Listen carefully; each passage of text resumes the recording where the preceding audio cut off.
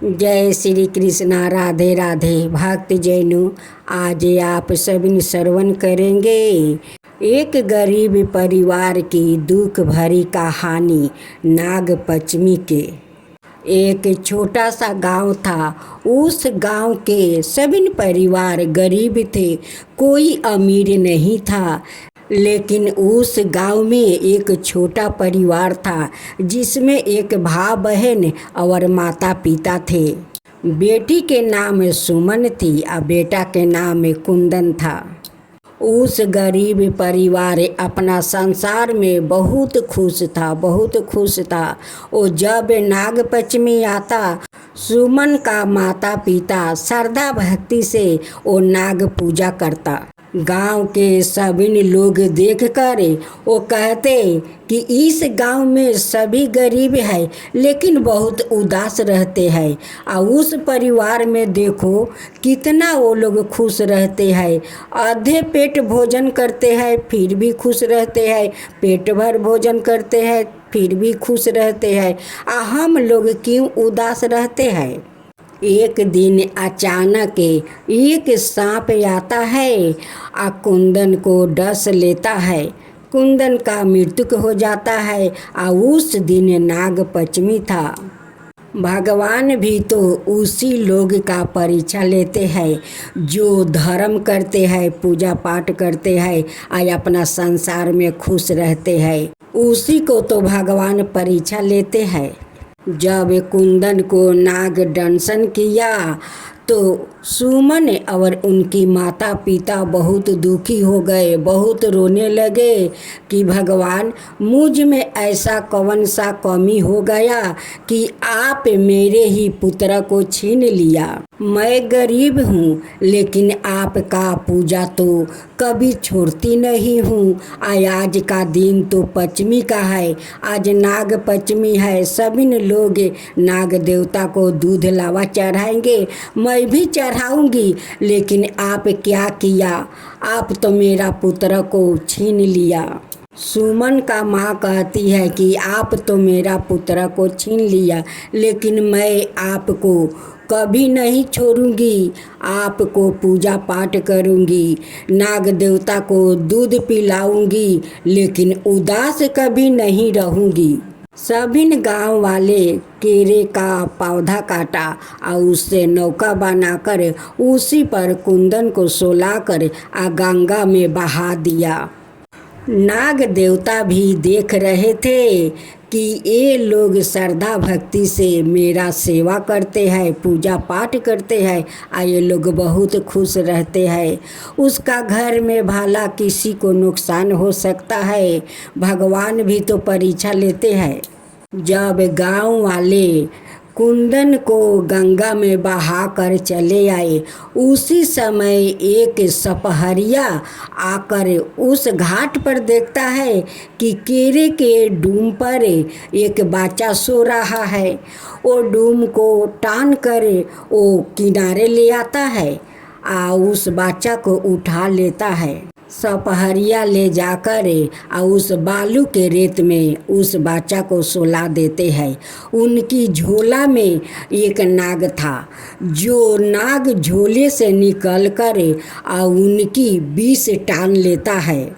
जब नाग विष टान लेते हैं तो लड़का का प्राण लौट आता है।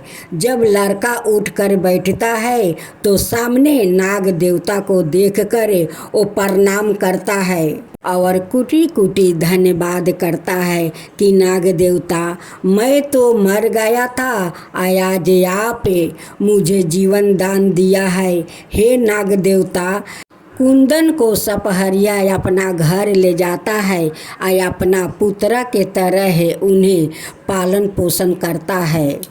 सपहरिया उस कुंदन को बीन बजाना सिखाता है और सांप को नचाना सिखाता है। सपहरिया का घर एक गाय थी जो रोज दूध देती थी।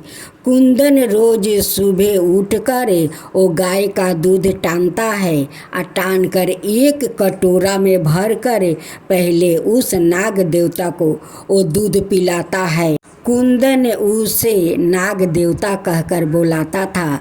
इधर कुंदन के माँ हर साल सावन में वो नाग पंचमी के दिन नाग देवता को दूध पिलाती और दूध लावा चढ़ाती, केला चढ़ाती और यही कहती कि हे नाग देवता, मुझसे कौन ऐसा कसूर हो गया कि आप नाग पंचमी के दिन हमारे पुत्र को आप डांस लिया।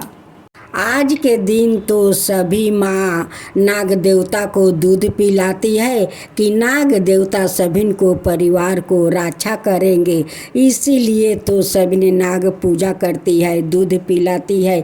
आप नाग पंचमी के दिन आप मेरे पुत्र को डांस लिया। सुमन भी कहती कि हे नाग देवता, आप मेरे भाई को क्यों डांसा? हम लोग का क्या कसूर था कि आप मेरा भाई को डांस लिया? आज के दिन तो आपको सभी ने दूध पिलाते हैं, दूध लावा चढ़ाते हैं, पूजा पाठ करते हैं, आप इसी दिन मेरे भाई को छीन लिया। कुंदन का माँ और बहन को आँख का आंसू देखकर एक दिन नाग देवता उनकी माँ को सपने में दर्शन देते हैं और कहते हैं कि देखो, अपना आँख के आंसू पोंछ लो, तुम्हारा पुत्र मरे नहीं, वो जीवित है। मैं तो तुम लोग का परीक्षा लेने आया था कि तुम्हारा पुत्र को मैं डांस लेता हूँ तो तुम लोग मेरा पूजा करते हो या नहीं, तुम लोग का मेरे प्रति श्रद्धा है या नहीं।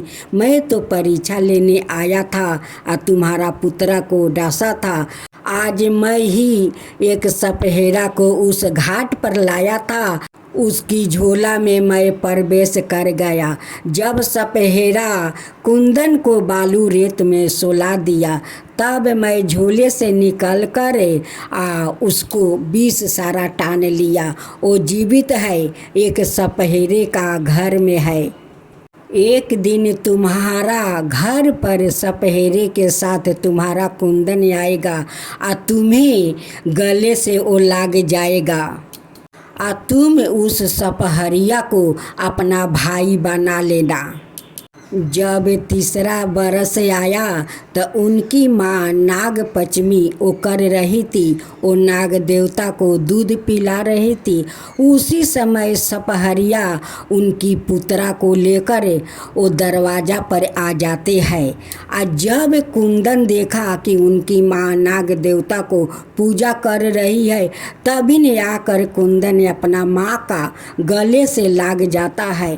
उनकी माँ अकवारी में पकड़कर उनकी मुख चूम लेती है। सपने के बात अपना पति से और बेटी से नहीं बताई थी, वो यही सोच कर नहीं बताई थी कि ये तो एक सपना है और सपना में तो बहुत कुछ लोग देखते हैं, ये सपना कभी सच होते हैं। इसी को सोच कर वो अपना पति और बेटी से नहीं बताई। जब उनका बेटा आकर गले लग गया, वो अकवारी में पकड़कर रोने लगी, तब उनकी उस सपना को याद आया कि वो सपना कोई सपना नहीं था, वो सपना सच था। वो नाग देवता जरूर आए थे और ये सारी बात बोले थे।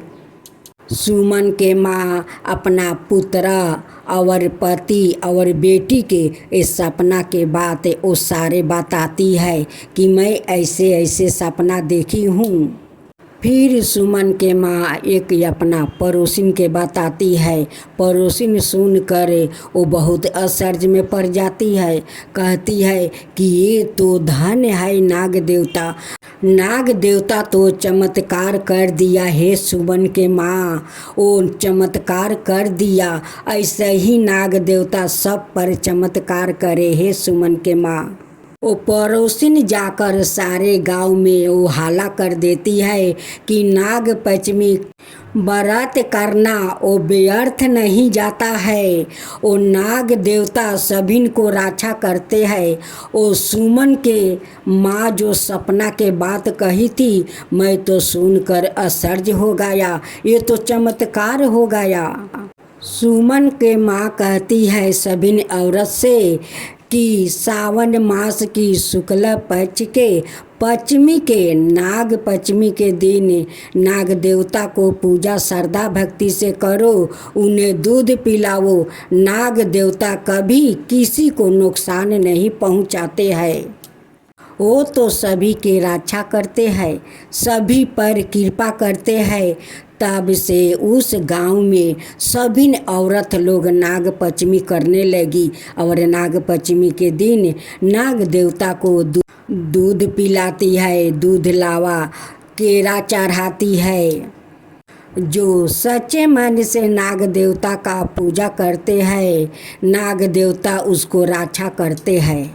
साथियों, नाग पंचमी के दिन भोलेनाथ का गाथा और आरती चालीसा जरूर सुनिएगा। आप सभी को तो पता होगा कि नाग देवता हमेशा भगवान के गले में विराजमान रहते हैं, वही तो वासुकी है और उन्हीं को तो दूध लावा चढ़ते हैं। तो पंचमी के दिन भगवान भोले का गाथा सुनना मत भूलिएगा। नाग पंचमी का दिन जरूर उनकी गाथा आरती चालीसा जरूर सुनिएगा। श्री कृष्णा राधे राधे। भक्त जनों, आज आप सभी ने सुनेंगे यमराज की गाथा और महाकाल की।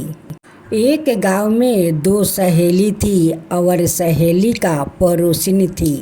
दोनों सहेली आती जाती थी और पड़ोसिन भी आती जाती थी। उनका घर हो जाती थी, उनका घर हो जाती थी। हमेशा वो लोग में मिल रहता था। लेकिन उस गांव में कोई अमीर नहीं था। सब लोग का ऐसे संसार चल रहा था, लेकिन कोई अमीर नहीं था।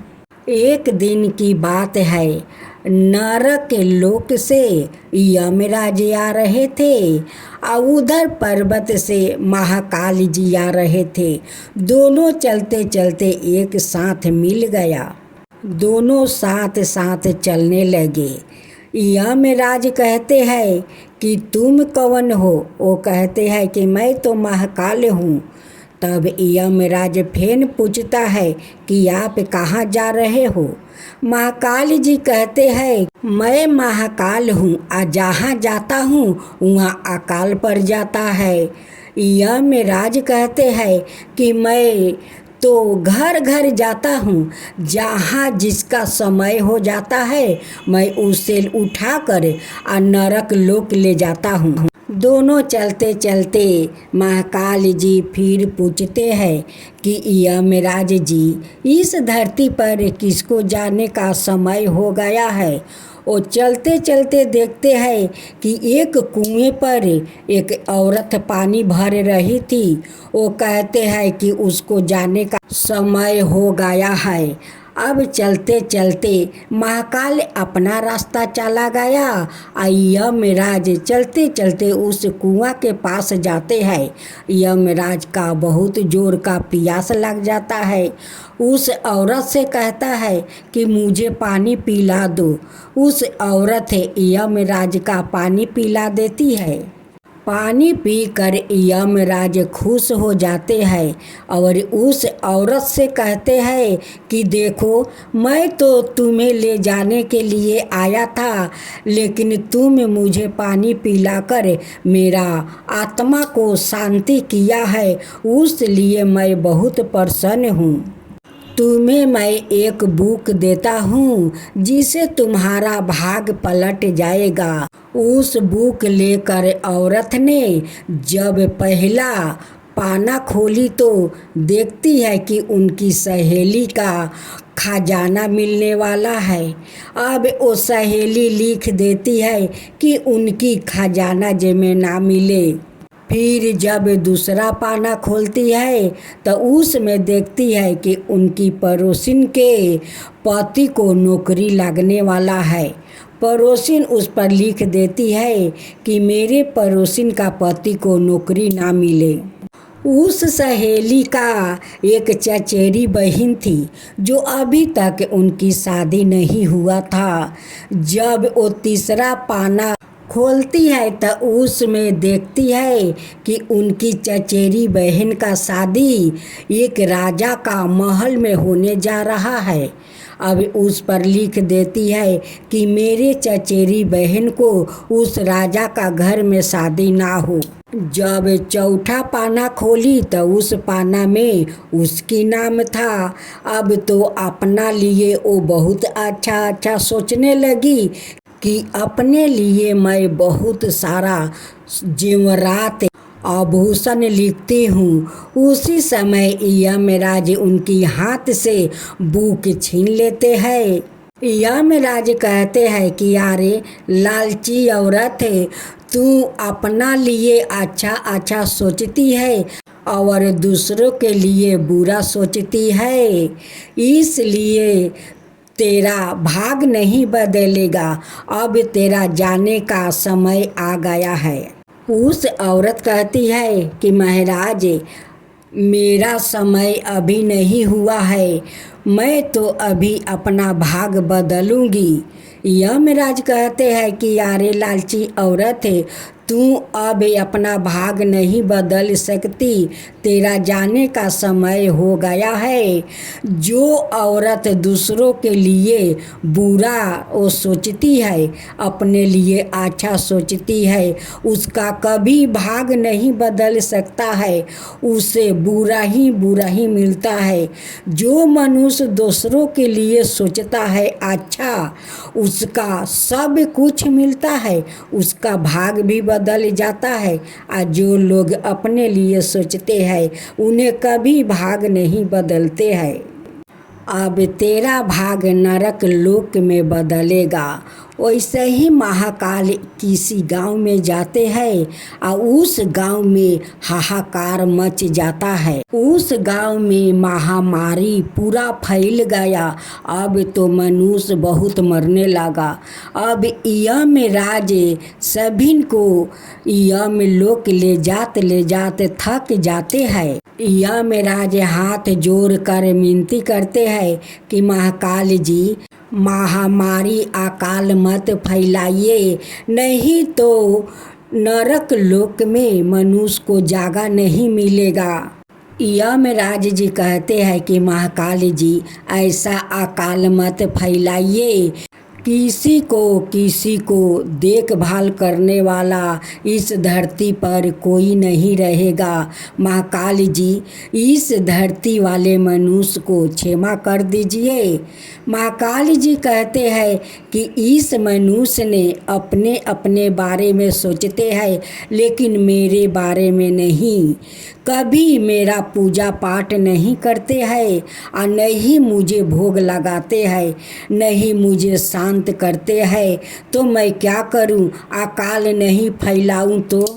इस बात को कुछ औरत सुन लेती है। किसी ने महाकाल जी के लिए वो दीप सजाने लगी, किसी औरत ने तुलसी के पौधे लगाकर जल देने लगी, किसी औरत ने महाकाल जी को भोग लगाने के लिए थाल सजाने लगी।